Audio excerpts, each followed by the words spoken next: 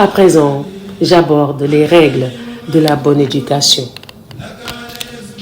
Je parie pour versifier ce qu'avait mis en prose le cher Ahmad Dalhaj, l'abîme de savoir. Ô vous la totalité des chercheurs, soyez attentifs à ce conseil salutaire de ma part qui vous éloigne du malheur.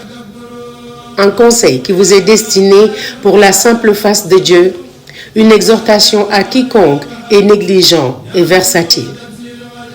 La voie de la bonne conduite consiste à montrer de l'indulgence aux jeunes, à l'instar d'un père et d'une mère, à respecter les grandes personnes et à traiter ton semblable comme toi-même pour la face du Créateur qui occupe le trône arche. C'est-à-dire, la voie de la bonne conduite, c'est que tu fasses preuve d'indulgence envers le jeune et que tu le traites comme son père l'aurait fait, avec tendresse, et sa mère avec affection, et qu'ensuite tu respectes la grande personne, fût-elle un esclave d'Abyssinie, et que tu traites ton prochain comme tu voudrais qu'on te traite, et ce, pour la simple face de Dieu, le magnanime. Sache que la politesse légale est la parure du savant et de l'étudiant, et les atours de l'intelligent et de celui qui cherche la sagesse. Elle est en vérité la couronne de la noblesse de caractère. Celui qui s'en vide s'est certes dépouillé de ses parures et a ruiné sa vie et finira par être détesté des créatures et du Créateur. Quiconque le rencontre, il lui inspire le dégoût et la haine, et celui qui s'assoit et à sa compagnie, il l'ennuie et l'importune. Il fait partie des règles de la bonne conduite le fait de donner à tout individu des recommandations qui, selon toi, sont de nature à le mettre sur le bon chemin, de ne considérer pour soi-même aucun droit sur autrui et que tu vois que tu ne mérites pas la moindre vénération. Comme l'auteur, le signale dans ses propos. Sois indulgent devant les jeunes et ne lui épargne aucun conseil qui, selon toi, est de nature à le mettre dans la bonne voie. Respecte la grande personne, même si elle te paraît vulgaire et méprisable.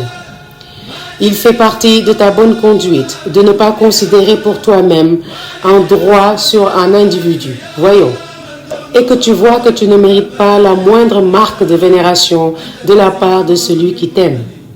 En vérité, observe toi-même les règles de la bonne conduite, sans l'exiger des autres à ton endroit.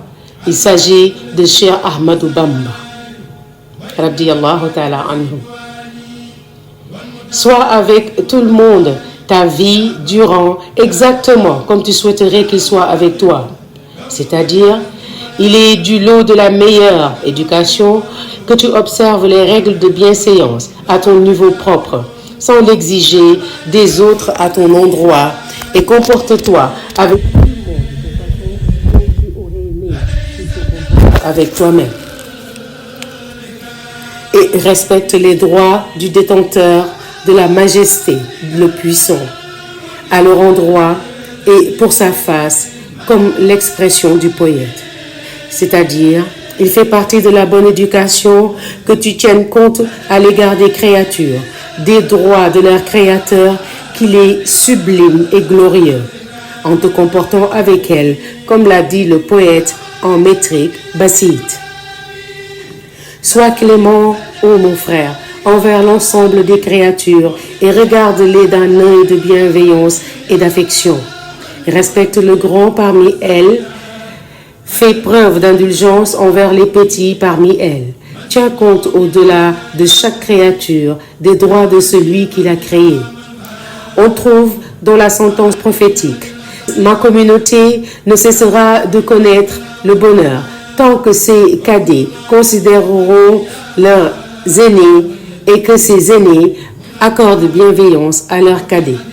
Prends exemple dans la conduite des autorités religieuses, que l'agrément de Dieu le Très-Haut soit sur elles toutes ensemble, ainsi tu seras guidé dans la bonne voie.